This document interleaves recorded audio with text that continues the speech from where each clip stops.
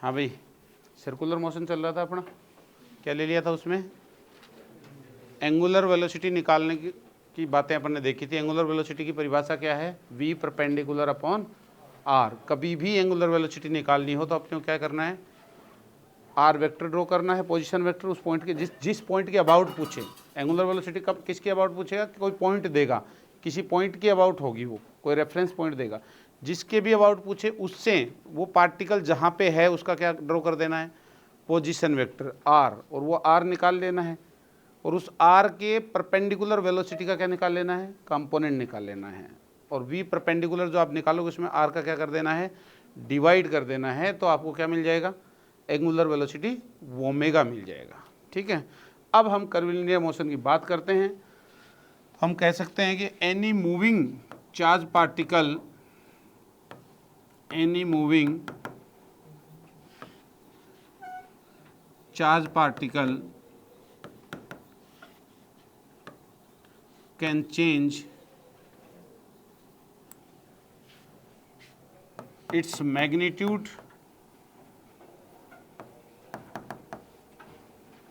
as well as direction. कोई भी moving charge particle होगा वो अपना मैग्नीट्यूड भी बदल सकता है, और क्या बदल सकता है?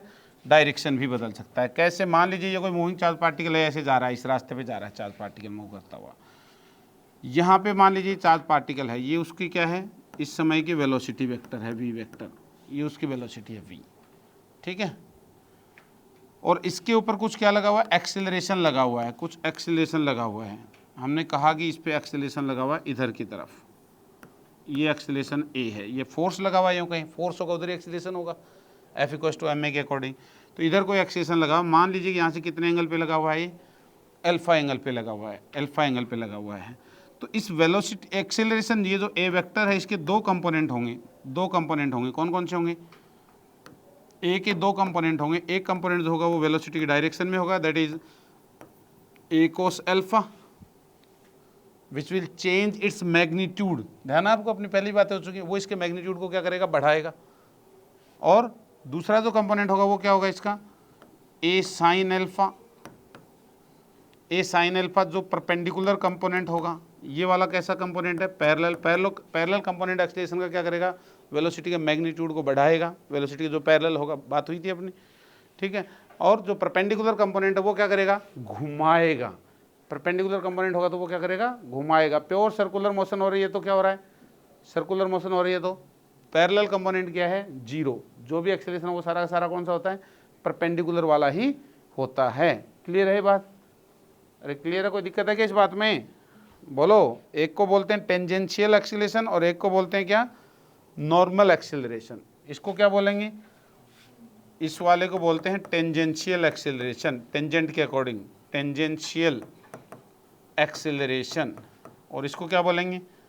नॉर्मल एक्सीलरेशन, नॉर्मल एक्सीलरेशन, है ना। और नॉर्मल एक्सीलरेशन क्या करेगा?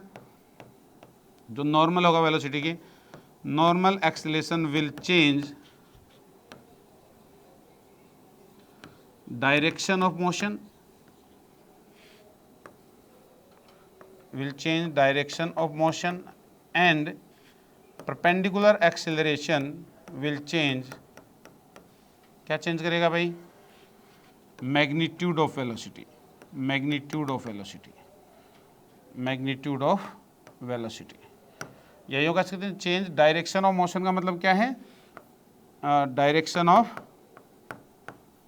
वेलोसिटी। अरे डायरेक्शन ऑफ वेलोसिटी को तो बदलेगा, और परपेंडिकुलर किसको बदलेगा?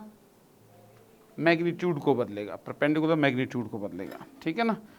तो नॉर्मल हमेशा दिशा चेंज करेगा और 80 मैग्नीट्यूड को बदलेगा, 80 मैग्नीट्यूड को बदलेगा। ए वेक्टर को क्या लिख सकते हैं हम? A vector equals to dv by dt होता है। अरे वेक्टर फॉर्म में यही तो होता है। ये है नेट एक्सेलरेशन। और नेट एक्सेलरेशन को कैसे लिख सकता हूं मैं? A vector equals to A normal acceleration plus A कौन सा?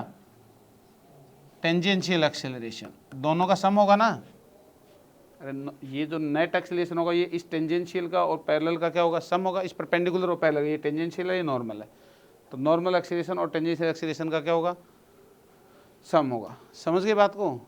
अरे नेट वेक्टर तो मैं कह सकता हूँ कि A is A perpendicular square plus A parallel का स्क्वायर। अरे समझ गए क्या, कोई प्रॉब्लम है क्या इस बात में, बताइए। नहीं है ना, ये तो वेक्टर फॉर्म लिखा है हमने, ऐसे भी लिख सकते हो, ये तो आपको ध्यान ही है। A N square plus A T square का रूट, ये लिख सकते हैं हम इसको, ठीक है। और क्या लिख सकते हैं, नॉर्मल जो है वो सिर्फ क्या बदलेगा, डायरेक्शन। ए टेंजेंशियल क्या बदलेगा, मैग्नीट्यूड। तो ए टेंजेंशियल को ये भी लिख सकता हूँ क्या मैं, a tangential equal to D V vector का मैग्नीट्यूड में चेंज होने की रेट। अरे अंतर समझिए दोनों में, सिर्फ मैग्नीट्यूड में चेंज होने की रेट, मॉड ऑफ वी।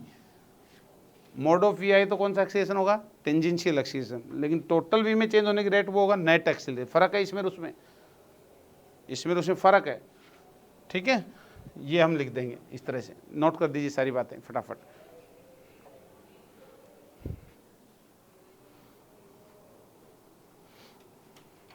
इसमें फर्क जरूर ध्यान रखना है, ये और वो क्या है। इसका मैग्नीट्यूड बोल दे तो ए होगा वो D V by D T.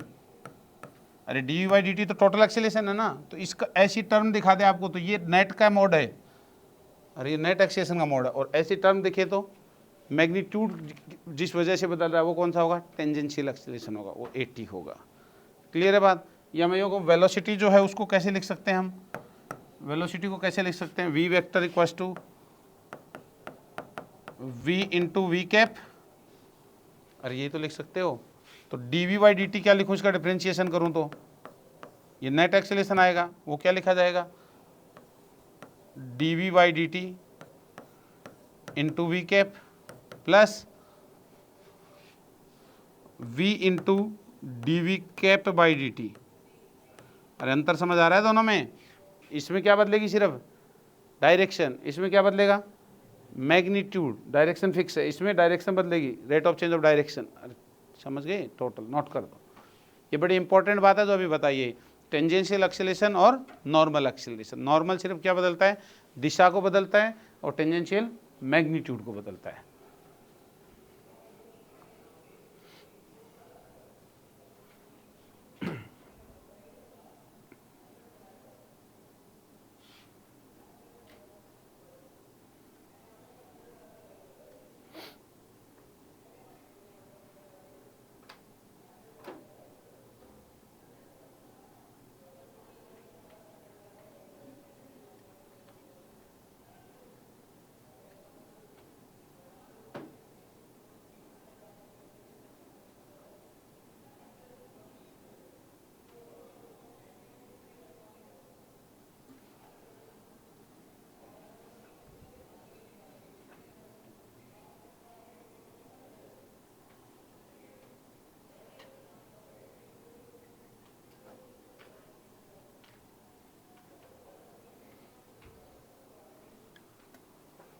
ठीक है, कर लिया नोट।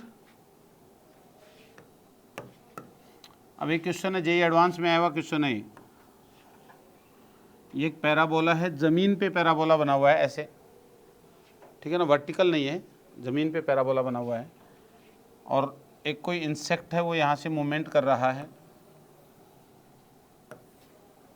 यहाँ से कोई इंसेक्ट है वो मूवमेंट कर रहा है स्टार्ट अपनी, और वो ऐसे चलते चलते चलते चलते ऐसे घूम के जा रहा है इधर, ज़मीन पे बना हुआ है, समझ गए, ऐसे कर्व शेप में, वर्टिकल नहीं है।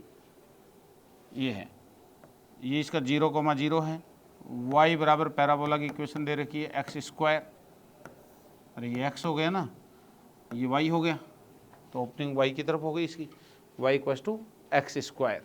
लिखिए इसमें कि an insect is moving on a horizontal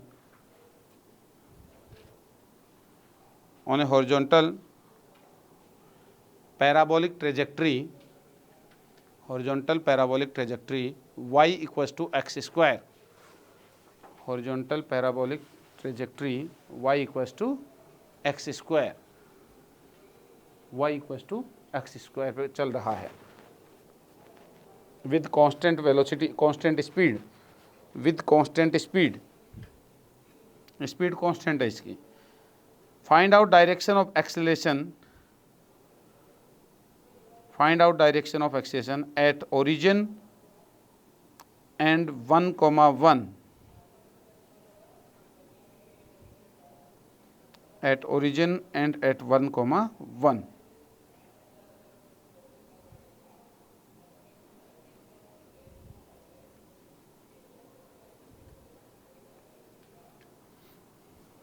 तो बताइए क्या होगा।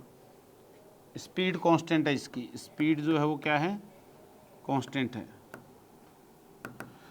ओरिजिन वाला ही पूछा था जेई एडवांस में, ओरिजिन पे होगा तो वेलोसिटी ये किधर होगा, एक्सीलरेशन।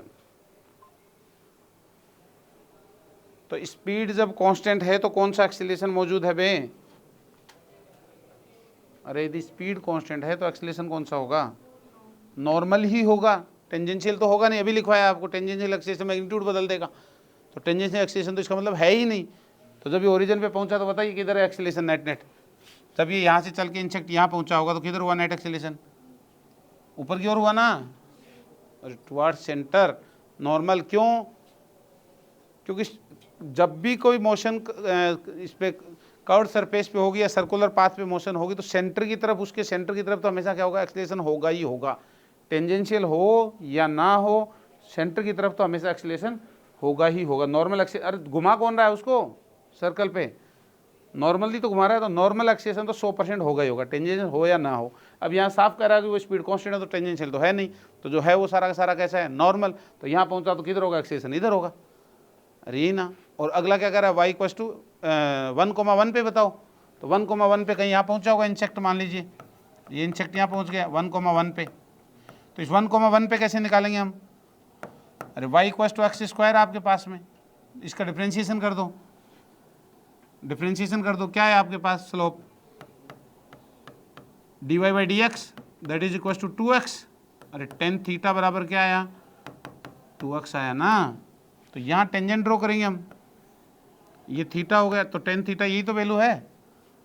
इस पॉइंट पे टेंजेंट ड्रॉ किया, और एक्सीलरेशन किधर होगा बताओ, इसके परपेंडिकुलर, इसके परपेंडिकुलर होना है टुवर्ड सेंटर, इसके परपेंडिकुलर होगा, ये होगा नॉर्मल एक्सीलरेशन।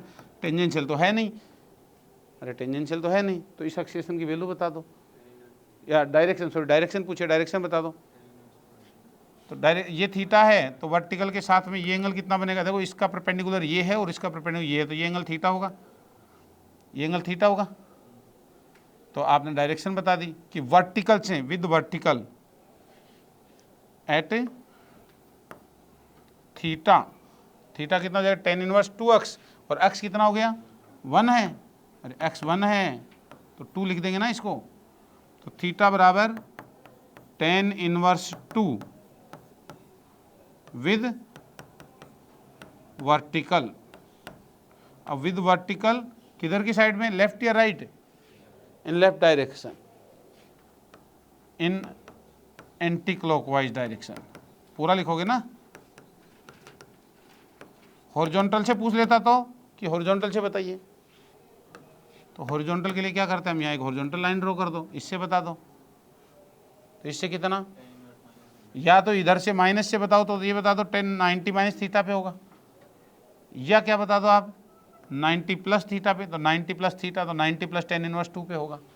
अरे बता पाओगे, कोई दिक्कत थोड़ी रहेगी, कहीं से पूछ लो आप चाहिए आंसर।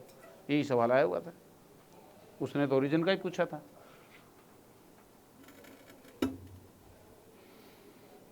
एक नोट भी लिख दो,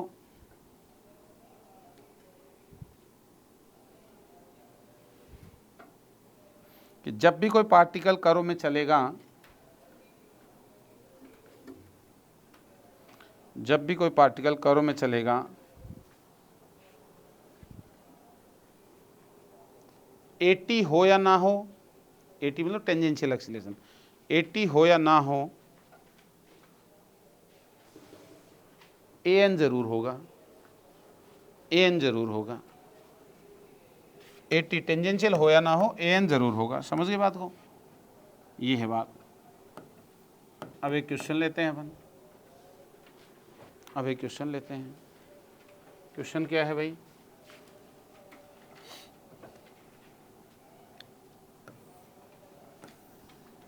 एक प्रोजेक्टाइल को थ्रो किया गया है यहाँ से, कुछ ऐसा फेंका गया है। किस स्पीड से फेंका गया है? यहाँ 50 मीटर पर सेकंड की स्पीड से फेंका गया है, 53 डिग्री पे फेंका गया है। ठीक है।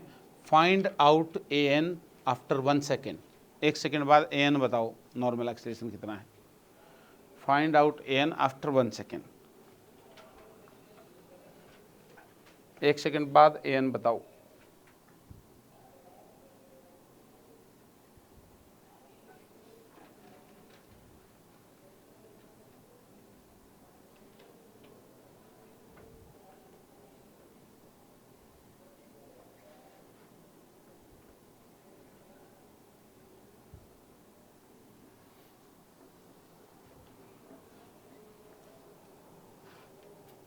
क्या करेंगे? 1 सेकेंड बाद पूछा है ना, तो 1 सेकेंड बाद जाइए। इसका ये कंपोनेंट कितना हो जाएगा हॉरिजॉन्टल? 50 कोस 53, तो कितना हो गया? 30 हो गया। और ये वाला कितना हो गया वर्टिकल वाला? 40। 1 सेकेंड बाद क्या कहानी होनी है? अरे ये तो 30 का 30 ही रहेगा, और ये भी कितना हो जाएगा? 30 हो जाएगा। अरे 1 सेकेंड में 10 खाता है ना भाई, 40 से चला था तो 1 सेकेंड बाद 10 खा गया ना। ग्रेविटी जी नीचे की ओर लग रही है ना, तो 10 खा जाए। ये इसमें तो चेंज नहीं होता कंपोनेंट में। ये यहाँ कितना था? 30, यहाँ कितना है? 40। तो 40 1 सेकेंड बाद हो जाएगा 30। ये तो 30 रहने वाला हॉरिजॉन्टल कंपोनेंट। तो नेट किधर होगी डायरेक्शन बताइए? ये आ गया। कितना आया नेट वेलोसिटी? इसकी वैल्यू बोलो। 30√2। अरे 30√2 आ गया। कितने डिग्री पे आ गया? यहाँ से 45 डिग्री पे आ गया। ये वेलोसिटी आ गई नेट 30√2। हमें क्या निकालना है? Normal acceleration. किसके नॉर्मल? 30√2 के नॉर्मल। तो 30√2 के नॉर्मल एक्सेलरेशन किधर होगा? इधर की तरफ वाला निकालना है हमें। है कहाँ इसका एक्सेलरेशन? है क्या अभी इस पार्टिकल के पास में? अरे एक्सेलरेशन है क्या? कितना है? जी है। जी है, ग्रेविटेशनल एक्सेलरेशन लगा हुआ है ना अभी, डाउनवर्ड डायरेक्शन में एक्सेलरेशन है इसका। तो वो डाउनवर्ड डायरेक्शन में ये रहा आपके पास में जी सर, ये रहा जी। तो ये एंगल 45 है, तो ये कितना होगा? पक्का बताओ सोच के। इसका परपेंडिकुलर है ना ये, तो दो के बीच में एंगल 45, तो इनके परपेंडिकुलर्स के बीच में भी क्या होगा? 45। तो हॉरिजॉन्टल का परपेंडिकुलर ये और इस तिरछी लाइन का ये, तो 45 पे। तो ये वाला नॉर्मल कितना आ गया बताओ? जी cos 45। cos 45 की वैल्यू, तो नॉर्मल कितना आ गया? g/√2। आंसर बोलो। g/√2 आंसर आ जाएगा आपके पास।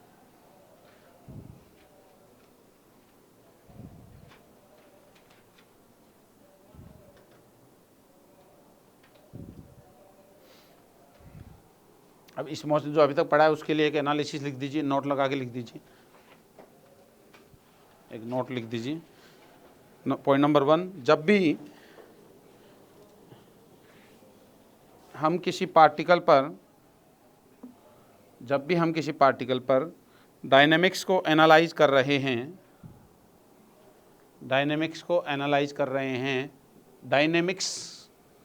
डायनेमिक्स मतलब फोर्स का कंसिडरेशन और मोशन वगैरह बातें कर रहे हैं। मतलब क्या कर रहे हैं हम?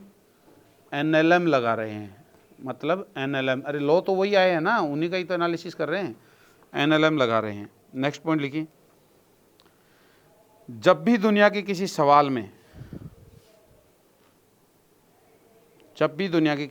में अननोन फोर्स पूछेगा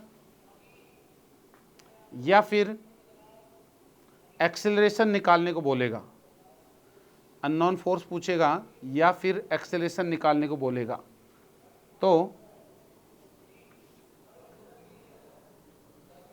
तो एनएलएम लगाएंगे।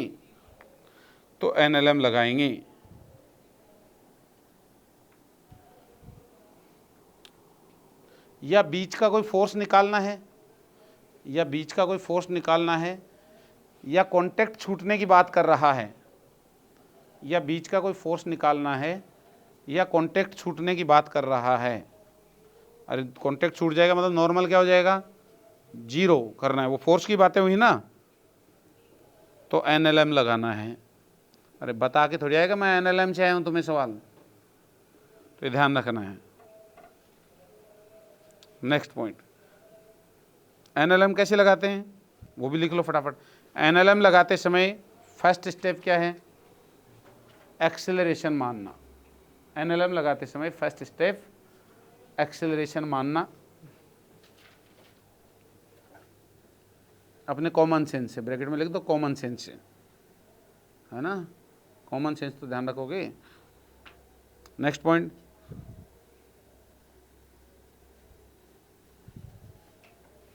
जब पता है कि पार्टिकल, अब ये तो एक्सेलरेशन मान के एफबीडी बना के वो तो उधर सोल्व करने की बात हो गई, अब कर्वीलिनियर में चलते हैं यहाँ से, कि जब पता है कि पार्टिकल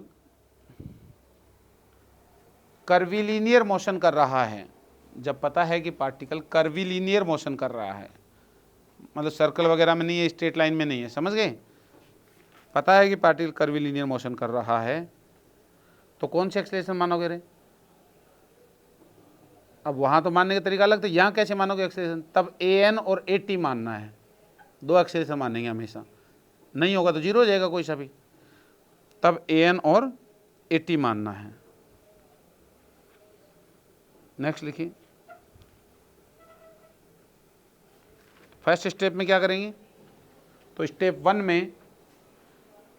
में उस पार्टिकल के दो एक्सेलरेशन मानेंगे। स्टेप वन क्या एक्सेलरेशन मानने वाली है ना, तो स्टेप वन में उस पार्टिकल के दो एक्सेलरेशन मानेंगे, AN और AT, लिख दो ये बात भी। तो स्टेप वन में उस पार्टिकल के दो एक्सेलरेशन AN और AT मानेंगे। फिर क्या करेंगे, FBD बनाएंगे, फिर फोर्सेज के कंपोनेंट तोड़ेंगे, और ये तरीका था ना, FBD बनाएंगे, फिर नेक्स्ट फोर्सेज के कंपोनेंट तोड़ेंगे, फिर AN के अलोंग इक्वेशन लिखेंगे, AN के अलोंग इक्वेशन लिखेंगे और AT के अलोंग इक्वेशन लिखेंगे। अरे वही तो था, दो अक्षर, उन ब्लॉक्स की अलग बात थी, यहाँ अलग है। कर्वीलिनियर में AN और AT मानेंगे, तो फोर्सेज के कंपोनेंट तोड़ेंगे, AN के अलोंग इक्वेशन लिखेंगे, AT के अलोंग इक्वेशन लिखेंगे, AN AT की दो एक्सेशन मान करेंगे, बस अपना काम खत्म है। फिर इतना ही काम करना है, वही सवाल है, वही पिछले सवाल थे वही सवाल है, बस एक नई चीज़ का इंट्रोड्यूस हो गई आपके पास में, जो अभी बताइए AN और AT, ये बड़ी इंपॉर्टेंट बात है, AN और AT आपके पास दो आ गए हैं किसी भी कर्वीलिनियर मोशन के लिए, ठीक है, इसी को ध्यान रखना है बस, AN और AT। बाकी सारे सवाल वैसे ही होंगे जैसे कैसे कर रहे थे हम NLM में कर रहे थे। अब एक कंस्ट्रेंट रिलेशन भी है, इक्वेशन कम पड़ जाए तो क्या चाहिए होता है, कंस्ट्रेंट रिलेशन चाहिए होता है ना, बताया था, तो एक कंस्ट्रेंट रिलेशन भी वो लिख दीजिए, constraint relation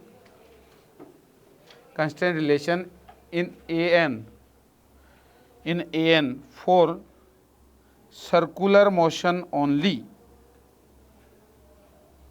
constraint relation in AN for circular motion only.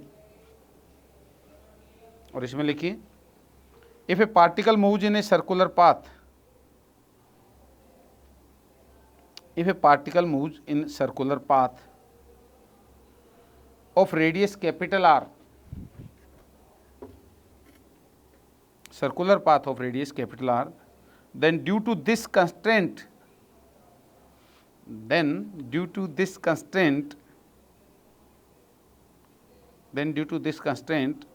the value of AN is,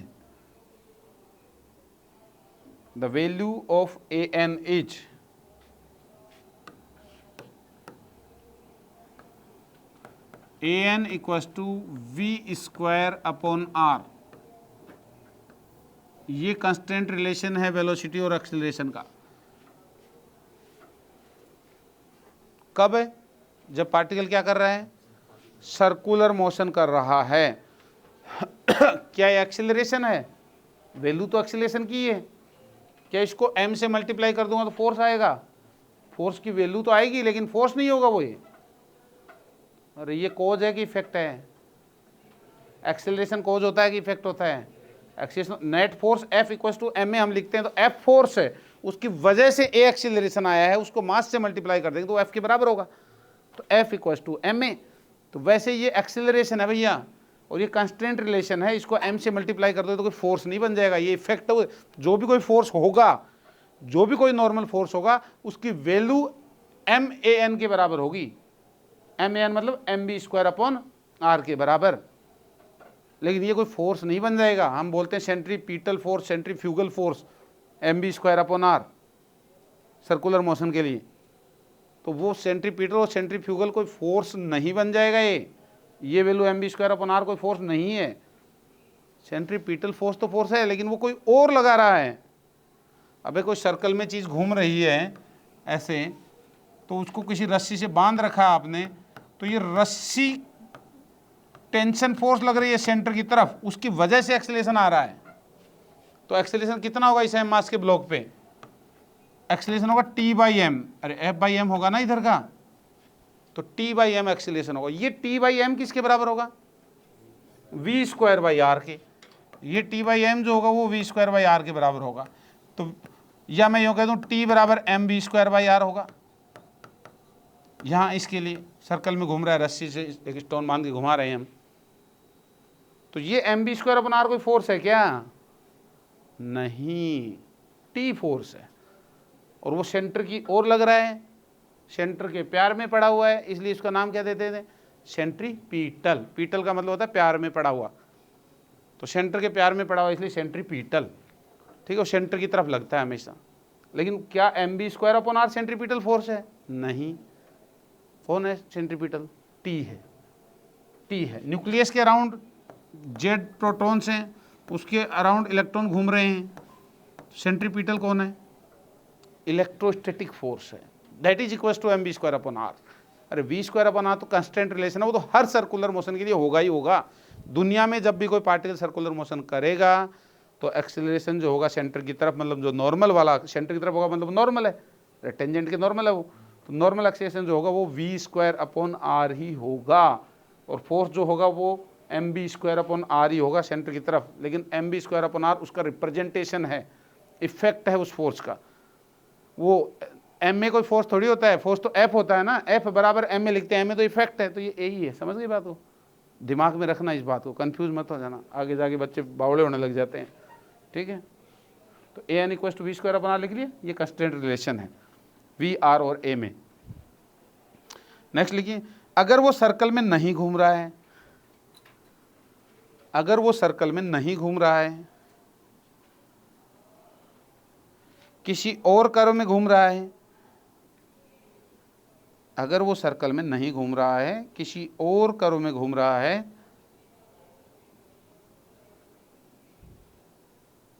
किसी और कर्व में घूम रहा है, तब हम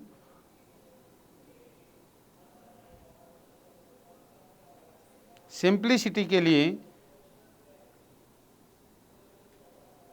तब हम सिंप्लिसिटी के लिए किसी समय, सिंप्लिसिटी के लिए किसी समय उसको मान सकते हैं कि वो सर्कल में घूम रहा है। किसी समय मान सकते हैं कि वो सर्कल में घूम रहा है। ऐसे सर्कल को इंस्टेंटेनियस सर्कल कहते हैं।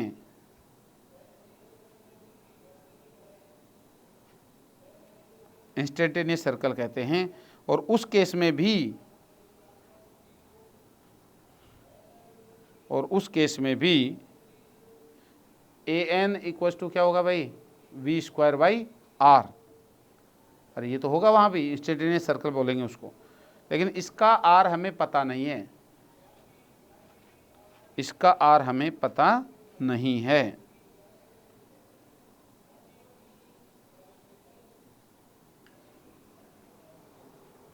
ठीक है, तो जब भी कोई चीज़ सर्कल में घूम रही है तो किधर लगेगा भाई एक्सीलरेशन?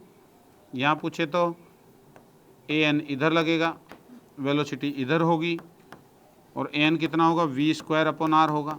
यहाँ पूछ ले तो इधर लगेगा V square upon R, velocity के परपेंडिकुलर वाला। यहाँ पूछ ले तो इधर लगेगा कितना? V square upon R. यहाँ पूछ ले तो ये वेलोसिटी की डायरेक्शन है, इधर की ओर लगेगा कितना? V square upon R, centre की तरफ लगेगा हमेशा। ठीक है, लिख दीजिए, in case of circle, in case of circle A N is also known as, an is also known as centripetal acceleration. an is also known as centripetal acceleration. इसको centripetal acceleration कहेंगे अपन. an is also known as centripetal, centre के प्यार में पड़ा हुआ. अब कोई particle मैंने क्या कहा कि कर्विलीनियर पाथ पे चल रहा है, ऐसे किसी पाथ पे, तो जैसे यहां आपको निकालना है, यहां पे देख रहे हो, तो मैंने क्या कहा, लोकल क्या मान सकते हो आप, स्फीयर मान लो, उसकी रेडियस हो जाएगी कुछ, उसका उस समय कुछ वेलोसिटी होगा v, तो इस समय भी रिलेशन क्या होगा, ए एन जो होगा वो v²/r वाला होगा, लेकिन हमें r नहीं पता, बस r निकालने का तरीका भी देखेंगे, सीखेंगे. ठीक है, लोकल में भी ये रिलेशन हम लगा सकते हैं. ये कैसा भी बन रहा है, कैसा भी बन रहा है, ये स्फीयर जो बनेगा, अब ये बड़ा स्फीयर बन रहा है तो बड़ा बन जाएगा, जो भी जैसा भी स्ट्रक्चर बन रहा है उसकी लोकल रेडियस हो जाएगी वो r. ठीक है, ये घूम करके मान लो कि ऐसा हो गया छोटा, तो ये छोटी बन जाएगी. अरे समझ गए, ये r हो जाएगी. उस समय किधर होगा एक्सेलरेशन, नीचे की तरफ, इसमें उधर होगा, सेंटर की तरफ होगा, हमेशा होगा किधर, सेंटर की तरफ. ये लोकल रेडियस ऑफ कर्वेचर हो जाएगी, अलग अलग की अलग अलग. क्लियर है बात, कोई प्रॉब्लम है क्या इस बात में, नहीं है. क्वेश्चन लिखिए, तो आगे क्वेश्चन लिखिए, क्वेश्चन लिखिए. A bob of mass m, a bob of mass m is connected with string, फटाफट लिखो. A bob of mass m is connected with string of length L. A bob of mass m is connected with string of length L in vertical position. The other end of string is fixed. The other end of the string is fixed.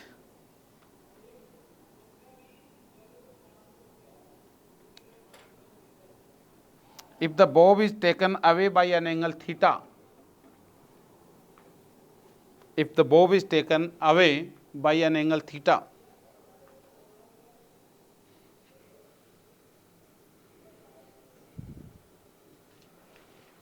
from vertical line,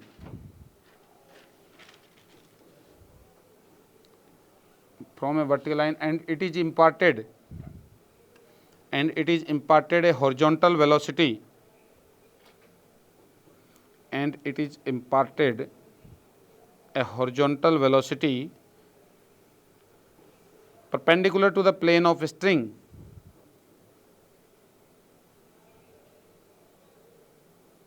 perpendicular to the plane of string, so that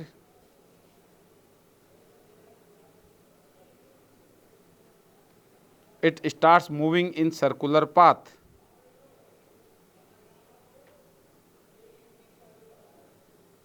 It starts moving on circular path.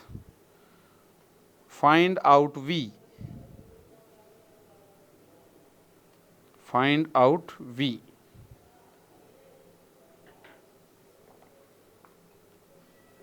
Find out V. बताओ निकाल कर क्या कह रहा है सवाल के अंदर, क्या कह रहा है भाई. कोई बॉब है मास m का, ऐसा ही तो कह रहा है. अरे कोई बॉब है मास m का, वो यहाँ लटकाया गया है ऐसा वर्टिकल डायरेक्शन में. लेंथ कितनी स्ट्रिंग की, L है. अब कह रहा है कि इसको अवे ले गए, एक तरफ ले गए. अरे ऐसा ही बोला है ना, तो देखो पढ़ो क्वेश्चन को, कितने एंगल पे ले गया, थीटा पे ले गया. फिर क्या कह रहा है,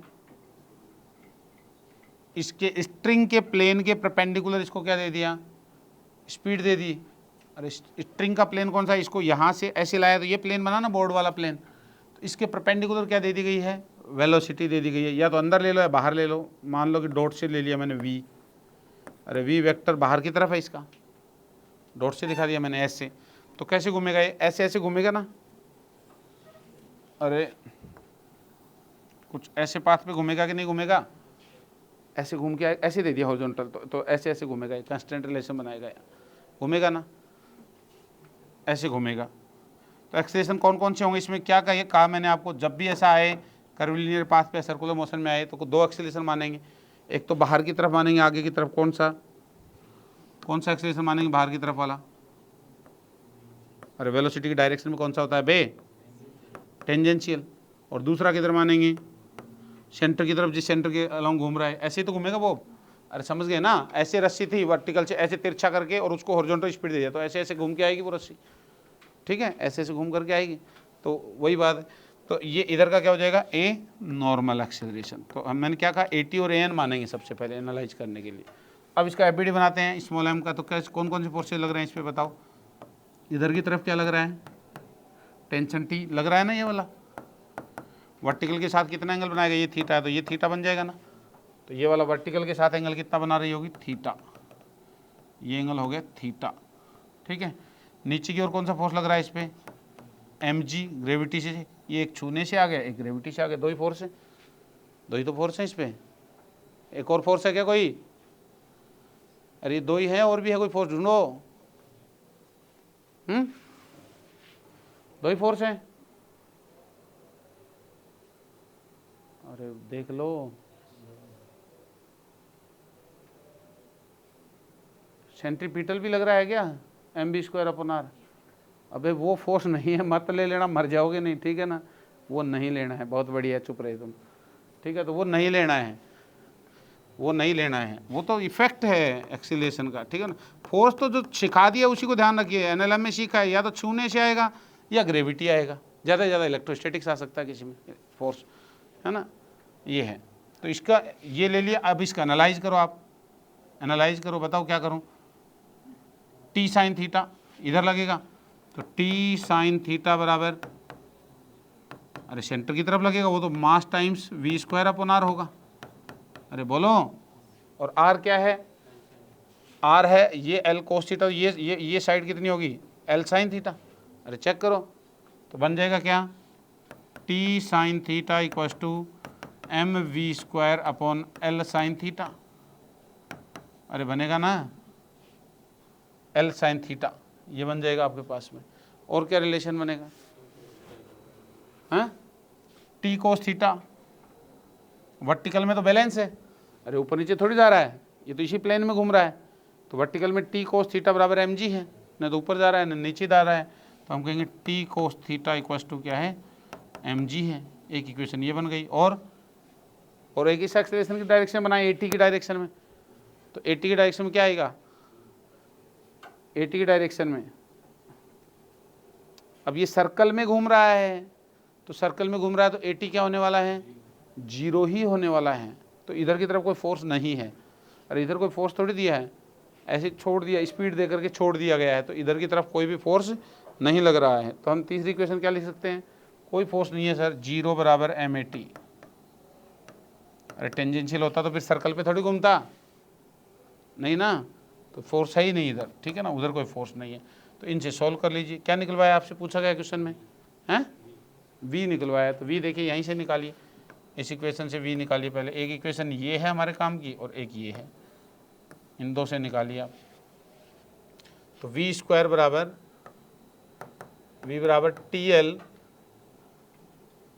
T L sine square theta by M, अरे यही तो हुआ।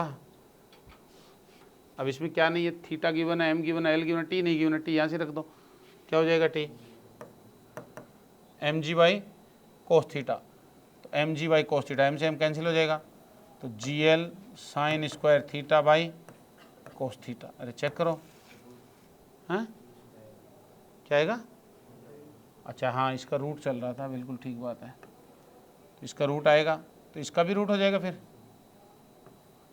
तो क्या आ गया आपके पास में, V equals to root of G L, और साइन अपॉन कोस क्या हो जाएगा 10, तो tan theta into sine theta, sine upon cos, sine ही तो आएगा, अरे यही तो आया आंसर, ठीक है कर दीजिए।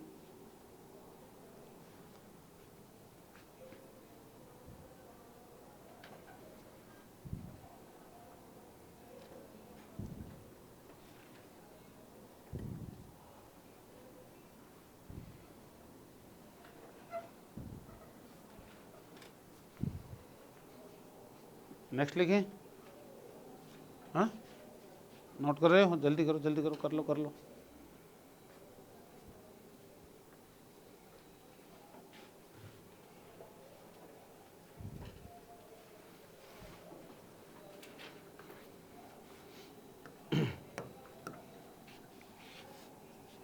खुद से बनाओ इक्वेशन।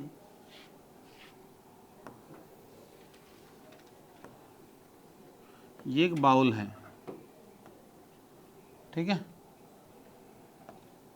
ये इसकी एक्सिस ऑफ रोटेशन है। ये बाउल घूम रहा है with some angular velocity omega से। कौन घूम रहा है? बाउल घूम रहा है। इसके अंदर एक m मास का बॉब है, m मास का, वो यहाँ पे पड़ा है और वो यहाँ पे रेस्ट में है, making some angle theta with vertical. कितना एंगल बना रहा है वर्टिकल के साथ में? थीटा एंगल बना रहा है। लिखिए इसको कि there is a particle in a smooth bowl at a general point which makes an angle theta from vertical. The ball is rotated with angular velocity omega.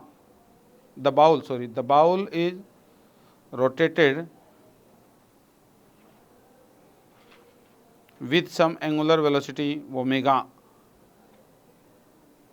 such that the particle does not slip on bowl.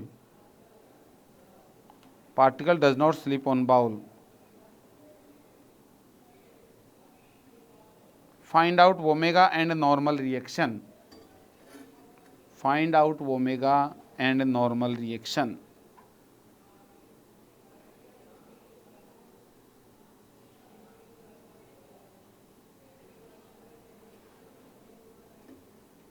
Find out omega and normal reaction.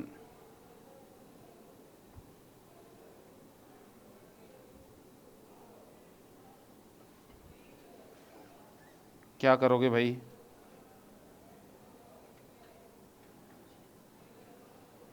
क्या करोगे?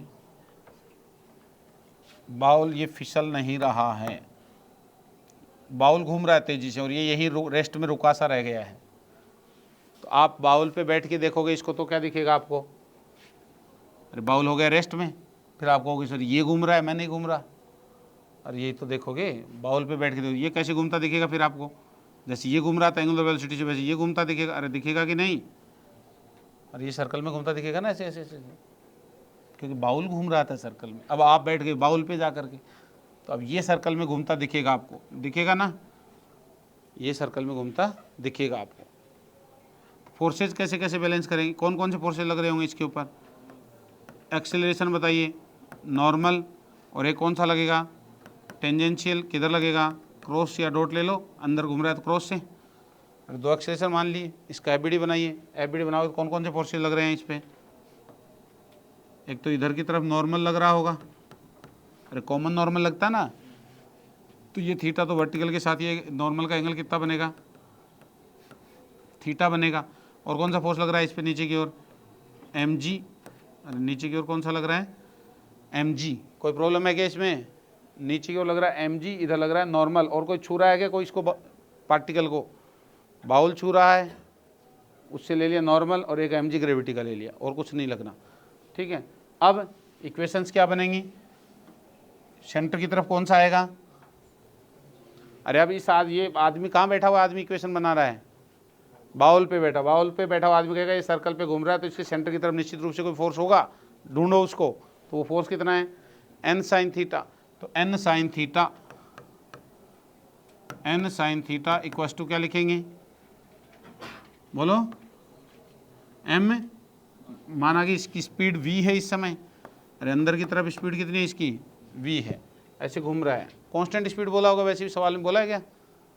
Constant speed. तो circle में घूम रहा है, मतलब ये bowl rest में बोला होगा इसको, पार्टिकल को। ओमेगा कांस्टेंट है और पार्टिकल क्या है? रेस्ट वेस्ट में बोला होगा, है ना? स्लिप नहीं कर रहा है। तो क्या लेंगे, कुछ स्पीड v है इसकी, तो n sine theta equal to क्या लिख देंगे, M V square upon R. R कितना, आर कितना, अरे इस सर्कल की रेडियस लिखोगे ना, ये आर देख के पगला थोड़ी जाना है, हमें तो स्टैंडर्ड मोशन ऐसे एनालाइज करना है कि हमें कुछ नहीं मालूम, हमें दिख रहा है कि एक पार्टिकल सर्कल में घूम रहा है जिसकी स्पीड v है, तो उसके सेंटर की तरफ का फोर्स निकालना है, तो वो उसका रिलेशन क्या होगा, उसकी स्पीड v है, तो हम कहेंगे V square upon this distance. अरे यही होगी ना हमारी आर तो, अरे वो आर कहीं से निकाल के लानी पड़ रही है वो अलग बात है, लेकिन हमारे वी स्क्वायर अपॉन आर वाली आर तो यही होगी, अरे होगी ना, तो कितनी है ये वाली आर, ये आर कोस थीटा हो जाएगी वर्टिकल वाली, ये दूरी आर है ना रेडियस, तो आर को, तो ये आर साइन थीटा, तो M square upon R sine theta हो जाएगी ना। दूसरी इक्वेशन क्या लिखूं, एन कोस थीटा बराबर एम जी, अरे वर्टिकल में ना ऊपर जा रहा है ना नीचे जा रहा है, तो N cos theta equal to क्या लिख दिया हमने, एम जी। और क्या लिखें, इधर अंदर की तरफ कुछ है ही नहीं टेंजेंशियल, ठीक है ना, जीरो है तो छोड़ो इसको, और ए एन और आर में एक रिलेशन है, रेडियस ऑफ कर्वेचर में आर में क्या रिलेशन है,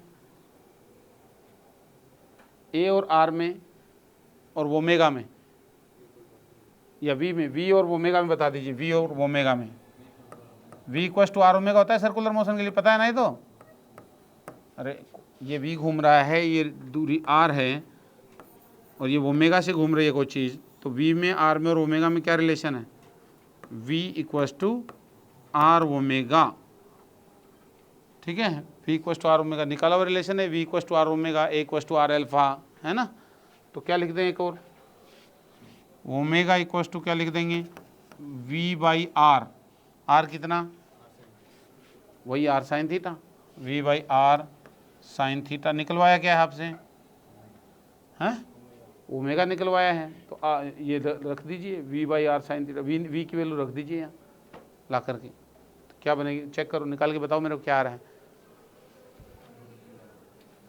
रूट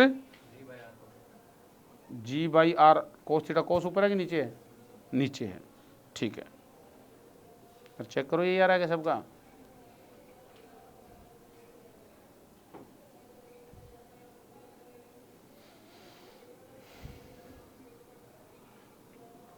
आ रहा है क्या,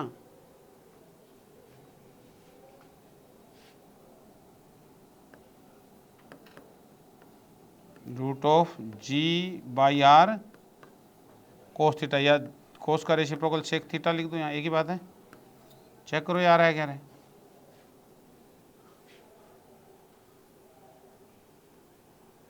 अरे इन इक्वेशन से ये तो नहीं आएगा, इसने निकाला ना यार,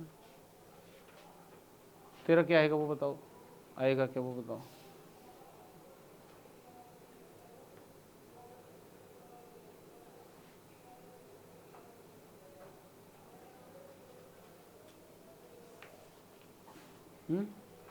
सही है, ये तो कह रहा आ रहा है, देखो दूसरा भी कह रहा है,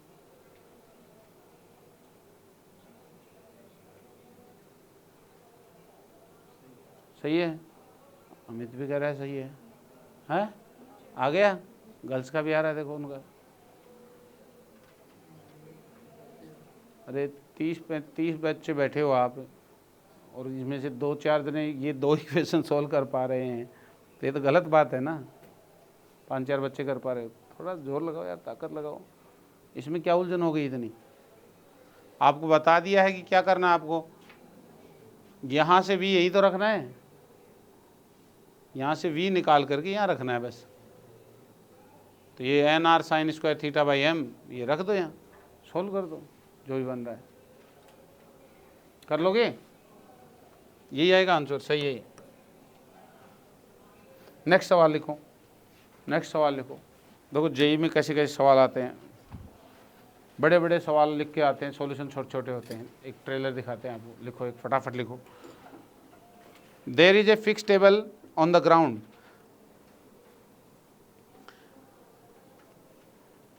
there is a fix table on the ground, मैं वैसे बता देता हूँ आपको और फिर सवाल बोल के बता दूंगा, लिखने की ज़रूरत नहीं है।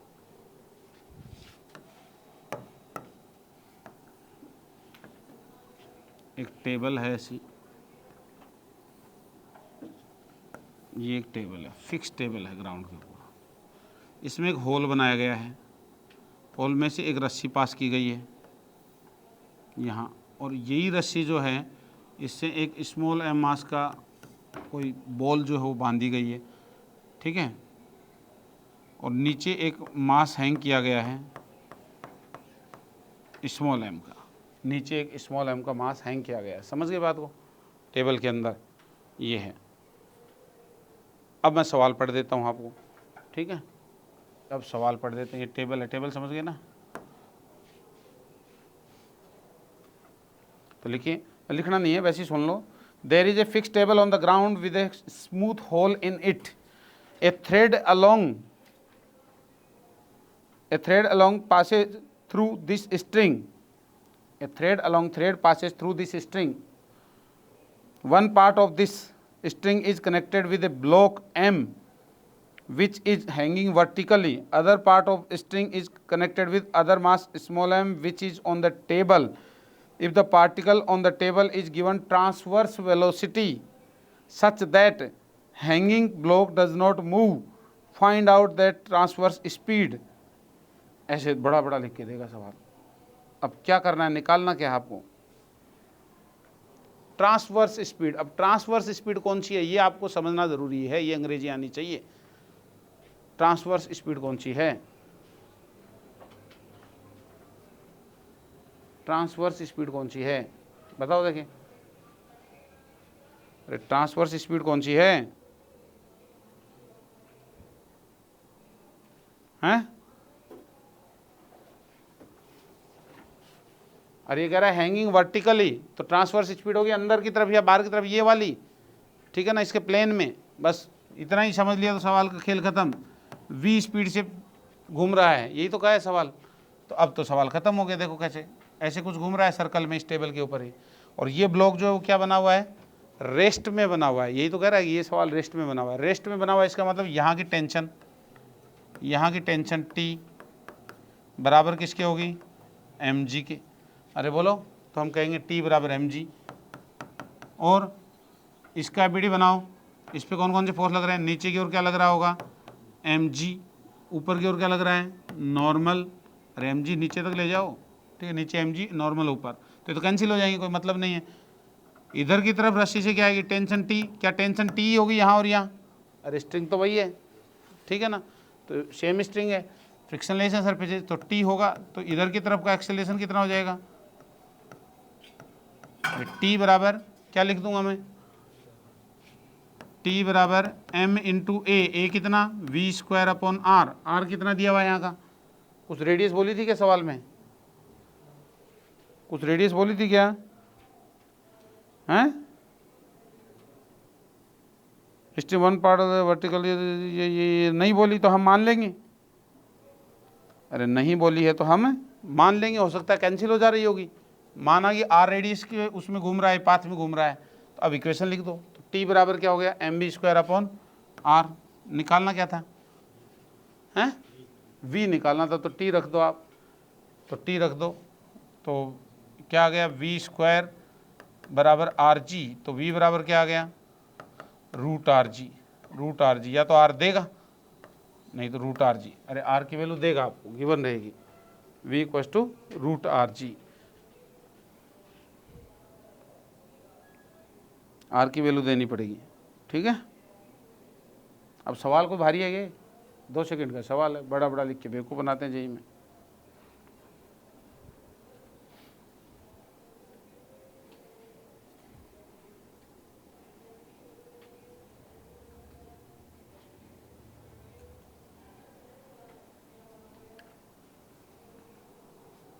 हेडिंग डाल दो, मतलब क्वेश्चन लिखिए, फाइंड आउट v। सभी क्वेश्चन में v फाइंड आउट करना है। Find out v। ये एक इंक्लाइंड प्लेन है, इसके ऊपर एक ब्लॉक रखा हुआ है स्मॉल m मास का, ठीक है, और ये यहाँ से स्मॉल r रेडियस में घूम रहा है। अरे समझे कैसे घूम रहा है? ऐसे अंदर की तरफ इसको वेलोसिटी इम्पार्ट की गई है v, ऐसे घूम रहा है इस ट्रैक पे, है ना, समझ गए? अंदर की ओर इस ट्रैक के ऊपर घूम रहा है r रेडियस में। तो find out v find out करो। ये एंगल थीटा है, वी फाइंड आउट करो। कैसे करोगे? करो वी फाइंड आउट।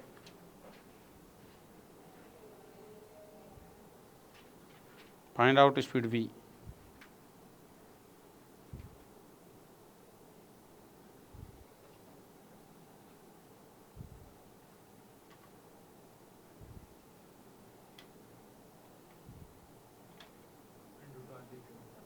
आया ना?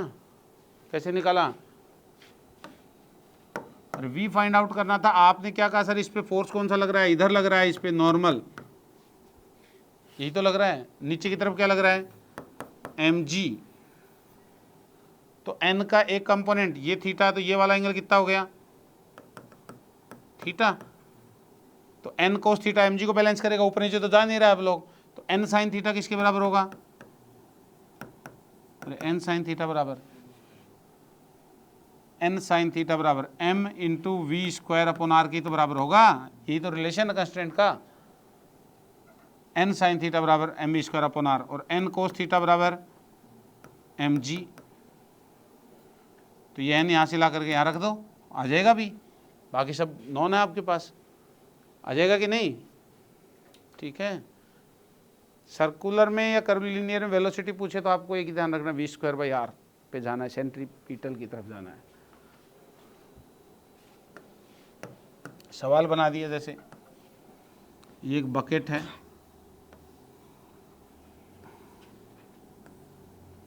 और यहाँ कोई चीज़ घूम रही है ऐसे, ब्लॉक मान लो, या मौत के कुएं में मोटरसाइकिल घूम रही है, कैसे भी सवाल बनाए इस तरह के।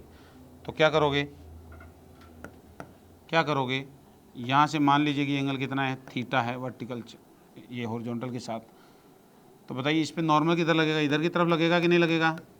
तो ये का परपेंडिकुलर कौन है? ये। और ये तिरछी का परपेंडिकुलर ये, तो ये थीटा, तो ये वाला एंगल भी क्या होगा? थीटा होगा कि नहीं होगा? अरे बोलो। और ये इसमें घूम रहा है, ऐसे सर्कल के अंदर घूम रहा है, तो क्या करोगे? क्या करने वाले हो? अरे ऐसे घूम रहा है, तो क्या करने वाले हो? एन का एन कोस थीटा बराबर तो एम जी हो जाएगा। और इसका एबीडी बनाओगे तो क्या क्या फोर्सेज लगेंगे? ऊपर की ओर लगेगा एन कोस थीटा, जो किसको बैलेंस कर रहा होगा? एम जी को। ऊपर नीचे जान नहीं रहा है, यहीं घूम रहा है, तो हम कहेंगे N cos theta equals to M G. दूसरा क्या लिखेंगे? N sine theta equals to V square upon ये दूरी, ये कितनी हो जाएगी दूरी? आर। अरे वी स्क्वायर अपॉन आर कर दो फटाफट।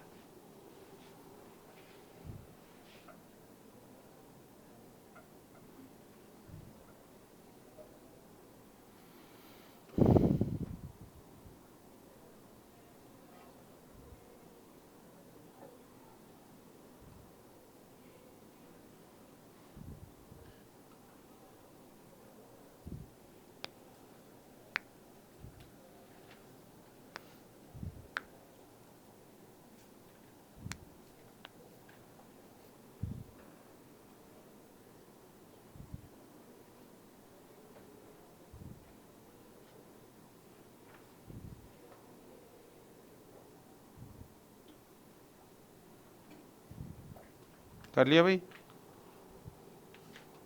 नेक्स्ट सवाल लेते हैं।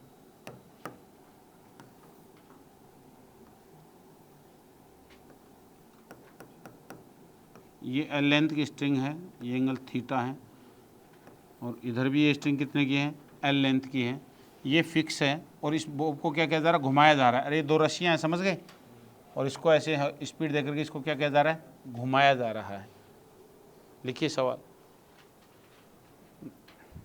Bob is given A speed v, bob is given a speed v perpendicular to the plane of diagram, perpendicular to the plane of diagram. Find out condition on v such that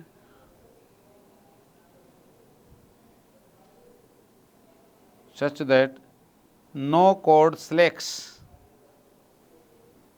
such that no chord slacks.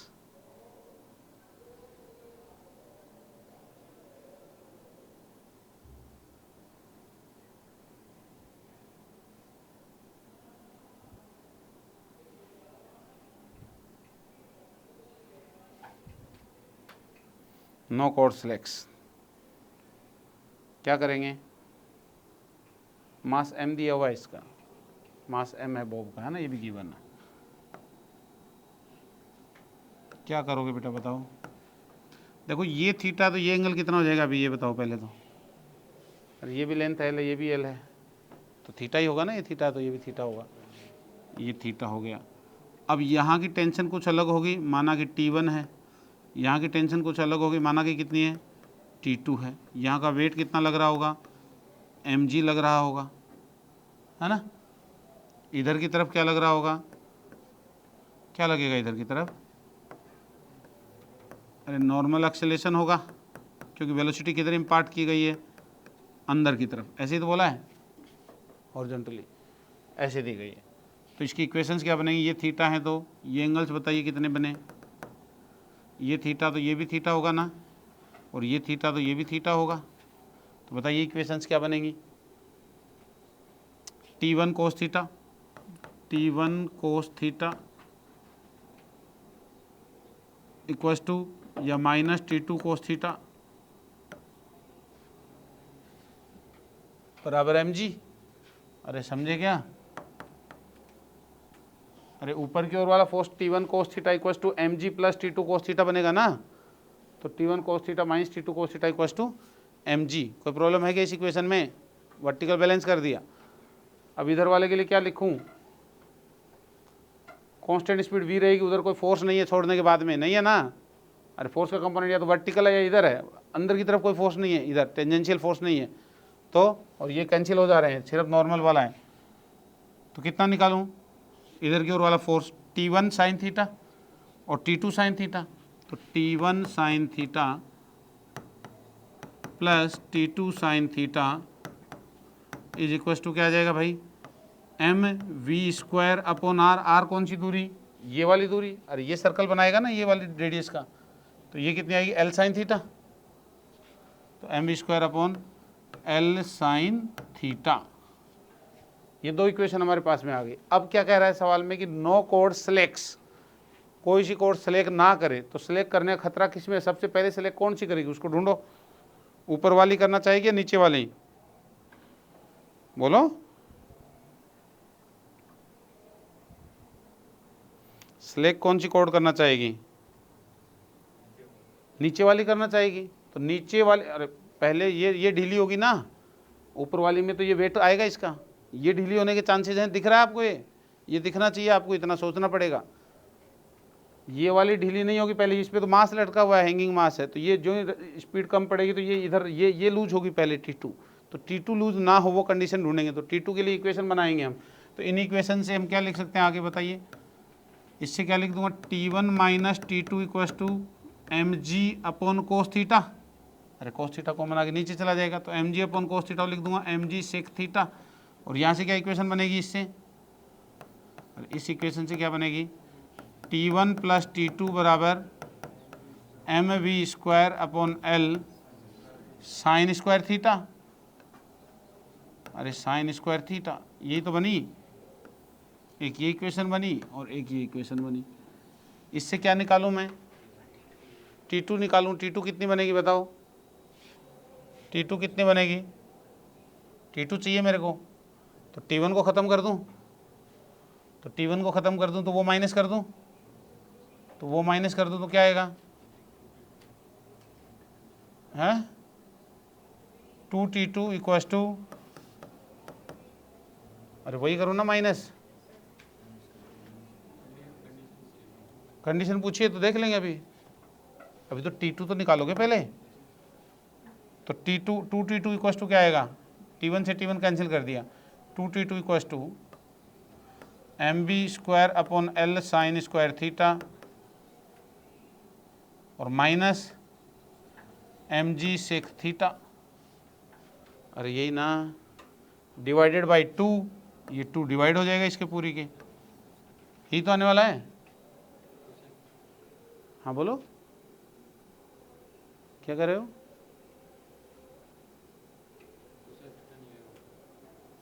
क्या आएगा बोलो, ठीक है, तो ये 2 है, तो ये अपॉन 2, अब ये T2 0 ना हो, इसकी कंडीशन क्या हो सकती है? T2 0 ना हो तभी तो सिलेक्ट नहीं करेगी। तो T2 जब 0 ना हो इसका मतलब क्या है? इसका मतलब ये कि ये वाली टर्म जो है वो इस वाली टर्म से हमेशा ही क्या होनी चाहिए? बड़ी या बराबर। अरे यही तो कहोगे। तो आप कहोगे कि sir mv² upon L sine square theta must be greater than और equal to mg sec theta. बोलो, यही तो कंडीशन कहोगे सिलेक्ट ना करे। तो m से m क्या हो गया? कैंसिल। पूछा क्या था? सिलेक्ट ना करने, कंडीशन तो पूछी थी, तो ये आ गई कंडीशन आपके पास में। तो v² must be greater than और इक्वल टू GL और साइन स्क्वायर थीटा और सेक थीटा से क्या हो जाएगा? सेक 1 अपॉन कॉस है ना, तो टेन थीटा साइन थीटा बन जाएगा ये। तो GL ten theta into sine theta, ये कंडीशन है। अब इसको कैसे पूछ ले, चाहे वो v √ बना के पूछ ले, चाहे कैसे पूछ ले, ठीक है, ये आ जाएगी आपके पास।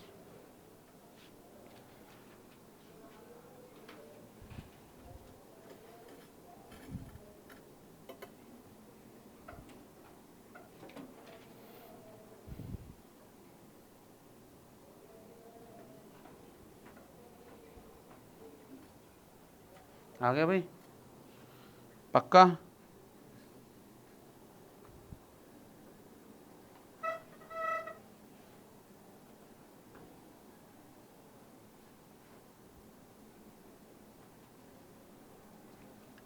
तो अब आप निकाल आगे लेंगे रेडियस ऑफ कर्वेचर निकालना, लेकिन अपना टाइम हो रहा है तो आज इतना ही लेते हैं, ठीक है ना। इसको तैयार करना। Thank you.